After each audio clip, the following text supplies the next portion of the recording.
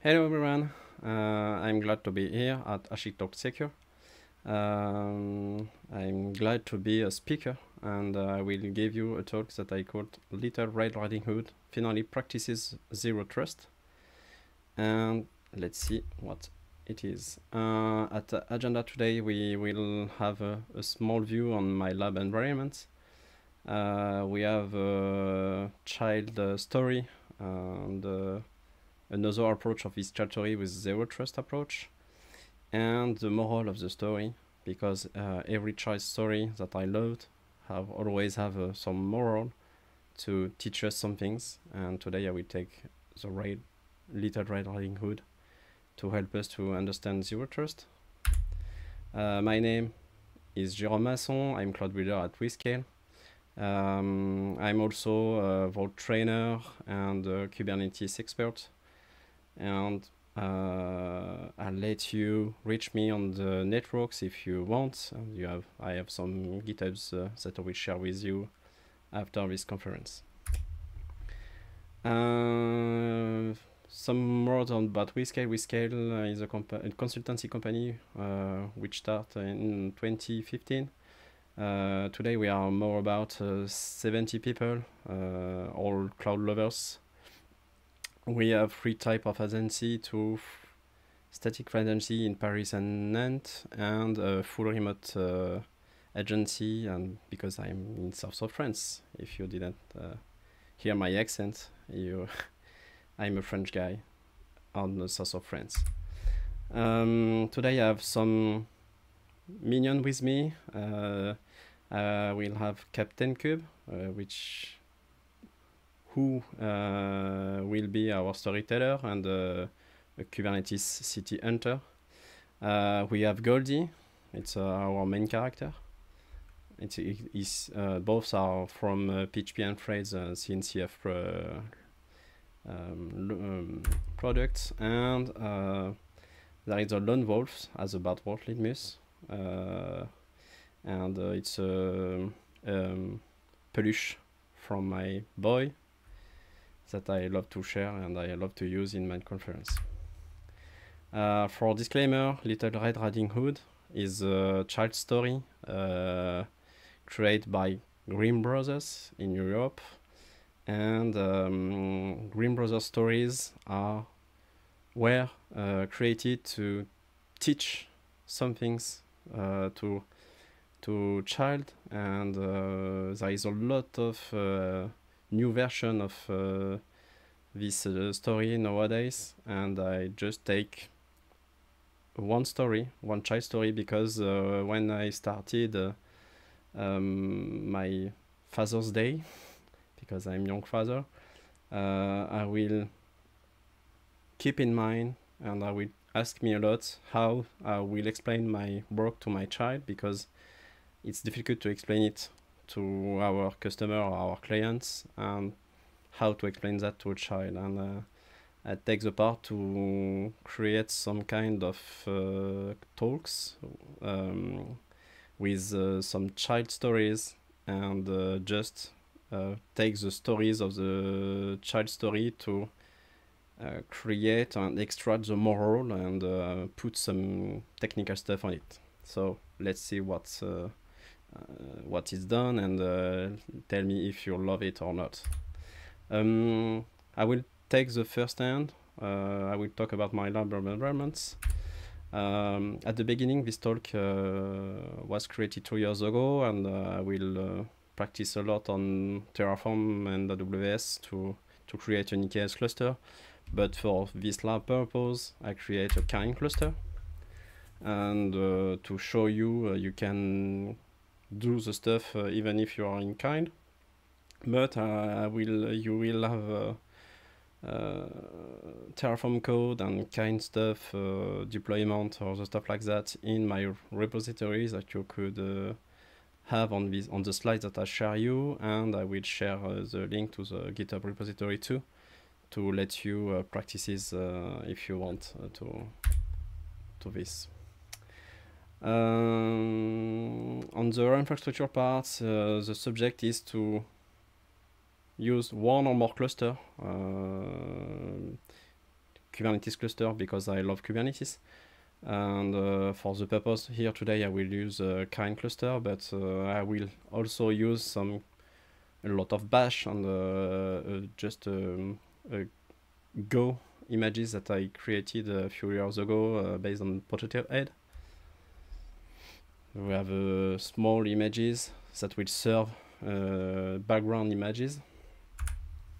And the objective of the talk is to give you and share with you my definition of the zero trust. And there is a lot of definitions of zero trust. There is a lot of way to achieve that, but I will take the easiest part on it, and I will say never trust, always verify.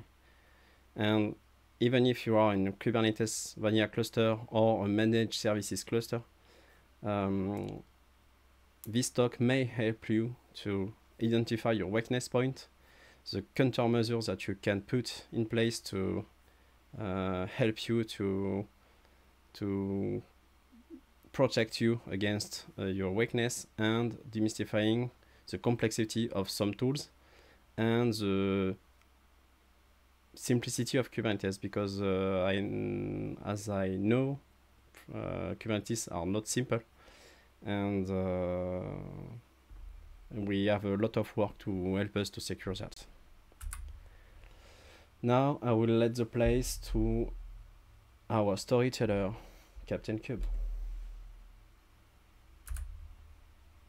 Once upon a time, in a foreign village, lived a small app. She is the smartest from her village. Her grandmother and her mother loved her so much. Everyone in the village called her Little Red Riding Hood, or Goldie Red. One day, her mother says, "Your grandmother is ill. Go and see her and give her this basket with a wafer and this little jar of butter. Remember, don't talk to any stranger, and be back before nightfall." Goldie Red knows well Kubernetes village where her grandmother lives. It was a great cluster to live in. On the road, our little app meets a lone wolf, and he asks her, "Where are you going?" She's forgotten her mother's advice. "I'm going to see my grandmother. I'm bringing her a galette with a little jar of butter. That's my mother is sending her." "Where does he live? Where does she live?" "In the Kubernetes village, far, far away beyond these endpoints." "Show me your path. I will give you a faster way to go there." "Here is my kube config." "You can go this way, but I'm in a hurry." "Bye, see you soon."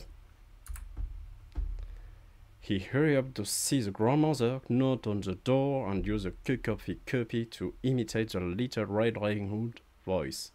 Granny replied, "Pull out the peg, and the latch will fall." Bad Wolf comments, gobbles Granny, and takes her place. In the meantime, Carefree's little application takes its time, looking at the flowers and chatting with animals. Until the moment, Little Red Riding Hood arrives in front of her grandmother's cottage. Goldie Red knocks. "Pull the peg and the latch will fall," says the Bad Wolf. Little Red Riding Hood comes in. She sees her grandmother and says, "What a big house you have." "All the better to see you with, my child," replies the Bad Wolf. Goldie Red asks more questions. She says, "What big hair you have?" "All the better to hear you with, my child," replies the Bad Wolf. Goldie Red asks the last questions. "What big teeth you have?" "All the better to eat you with." The Bad Wolves gobble up Little Red Riding Hood and fall asleep with a foodie body. Until the moment Hunter arrives and save everyone's. Like you know, Kubernetes have some kind of safe feeling to help us to protect us of some kind of issues. Now, if you take this story with an approach of zero trust, you will see and you will tell me, okay, I didn't understand why you choose this. So just take in place. On the zero trust side, if you recheck the definition of zero trust, you have never believe, always verify. How? You have to identify your weakness point, countermeasures. Okay, I understand what I want to say, but what's the meaning of each tool in my purposes? And now if you retake the subject, in zero trust, I said never believe or never trust, always verify. But if you keep in mind your images, how you build them, which tools you use to build them. You use Docker, you use other stuff like that, and how do you ship that in your cluster? And that's the first part that we could achieve with Packer. Build our images with some kind of idempotency, but we could use to build Docker images or ECI images, and you could use too to build some OS images, and that's the power of Packer. Now you have to manage your cluster access and your identity management with boundary. As I said, who once here never give his kubeconfig or some kind of stuff to let people access the cluster quickly on urgent production issues, or maybe if you didn't care about that, I also see a lot of people use the same kubeadmin to access the cluster and work on it, and it's in my point of view, it's a big issue because we can't identify who is using the kubeadmin, what he's doing in the cluster, and take an eye on the session that we achieve.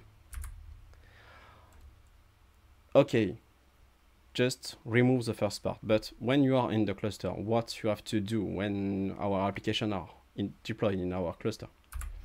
And here is the subject of the flow control.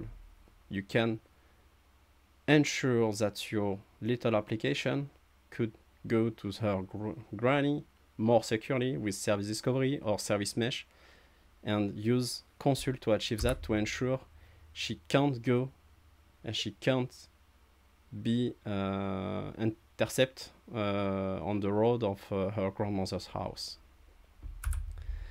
And with Vault, you can manage secrets, PKI, and other stuff like that. So you can just bring back secrets more securely in your applications to ensure they communicate each other securely, and no one in the cluster could take the secrets of the application so easily, even if they try to imitate our application.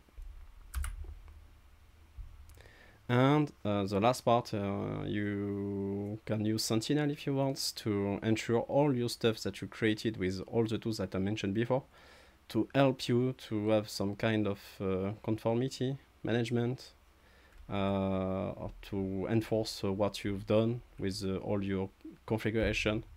And you can put this in CI, for example.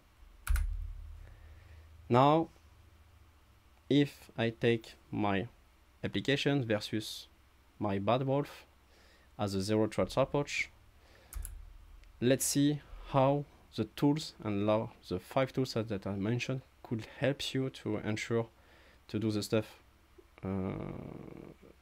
and which feature could help us to do kind of zero trust in our cluster and in our environments. So for Terraform, I will take the standardization of the feature. You can just deploy an app or a cluster or an environment or an infrastructure, and you have some kind of standardization and ensure with Sentinel or the stuff like that that you didn't have any drift detection.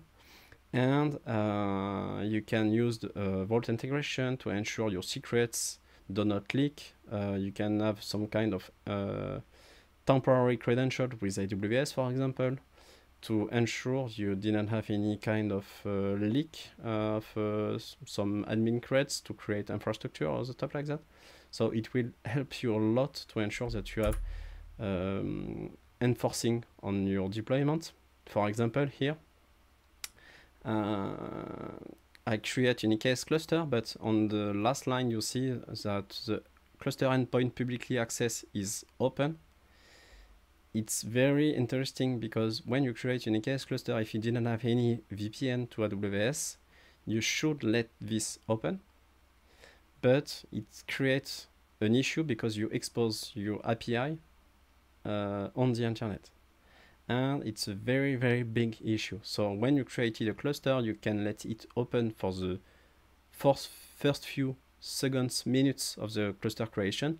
But even if you have deployed any application or any authentication on your cluster, you should avoid this and put false to ensure your cluster are not open. And with some kind of CI, you can ensure, and GitOps approach, you can ensure you didn't have any kind of leaks like that in your application or in your environments.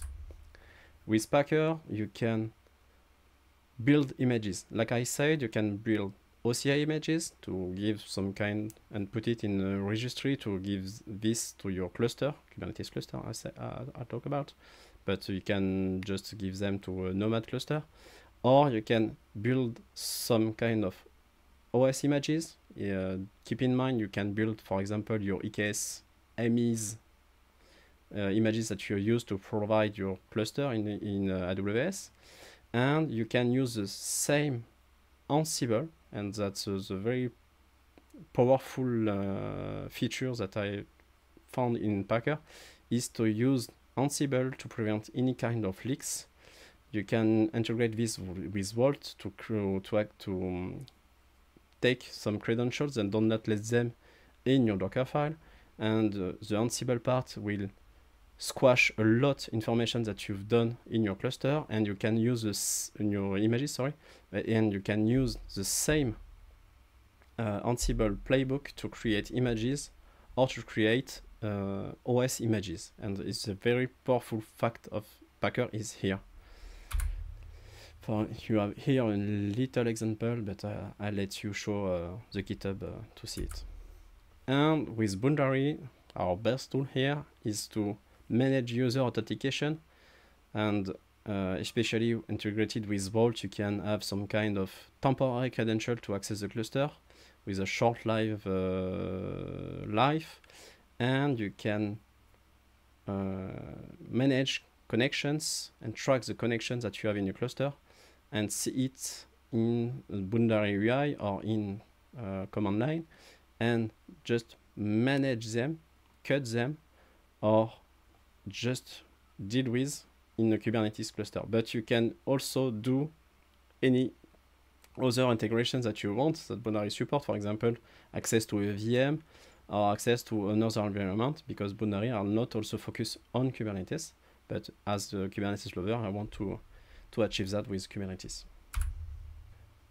And you have Boundary here who just prevent any access and lets authenticate you as a specific user on Boundary and ensure you are the right person, even if you want to use some kind of MFA, for example, to ensure you are the right person and do not leak your stuff as a bad wolf and prevent you to access the API with a static file that you can share with everyone.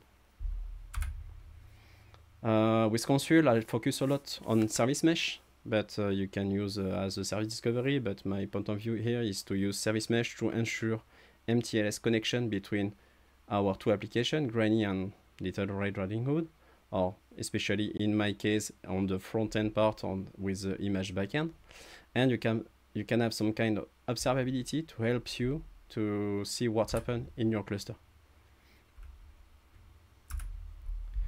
And finally, we have Vault. Vault is far away for me the best way tools that HashiCorp have, because with Terraform. But secret management and identities are pretty easier to manage with Terraform. and with Vault, and you can manage some kind of PKI, dynamic secrets. I mentioned Kubernetes temporary secret, but I mentioned too AWS secret. But there is a lot of secrets that you can manage, dynamic or not, and you can manage a lot of integration with Kubernetes, for example, or external authentication to help you to have short-lived secrets and be more secure, because long-lived secrets, it might be painful to manage on the time and rotate or the stuff like that. Here, a quick example of managing a Vault CSI driver to mount secrets in your application. As I said, every child story have a moral, and I always take a special child story to take my moral, the things that I want to teach you when I made a talk.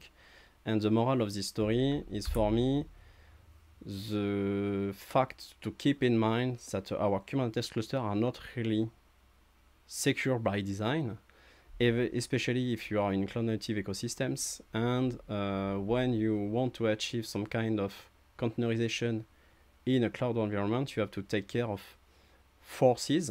I don't know if you know that, but forces just give you some kind of aspects that you have to coverage when you deploy an application in cloud native, especially if you made Kubernetes or kind of container orchestration. And we have the cloud approach, how I protect my cloud provider, how I secure my network, how I encrypt every communication.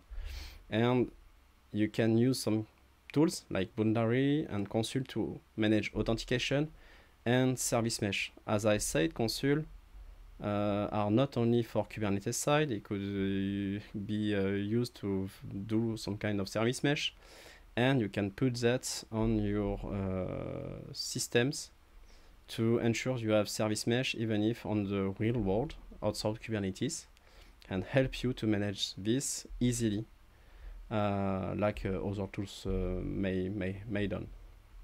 With the cluster approach, you have to manage authentication, standard, and network policies. And with that, we have Vault to help us to manage our secrets and have a CNI. Here I will take Cilium, for example, because I deployed Cilium very quickly in my kind cluster, and it's very easy to set up and very easy to deploy, and I used it for network firewall and network policies, and it will very simple to do that with some kind of observability to help you to show your flow control in the cluster. On the container side, you have to scan, manage privileges, maybe scan your image, and check the runtime. And your image, your OCI images, are the containers that are run in your container orchestration tool, and you have to ensure that are not any CVE, but you have to ensure when you have this in your cluster, you have some kind of daily scan. That I will achieve that with a Tree operator in my lab, and I achieve that in some kind of production project. I use a lot Tree operator for that, and we could use Falco for the runtime scanning to help us to identify any bad compartment that your container may have, even if they are not very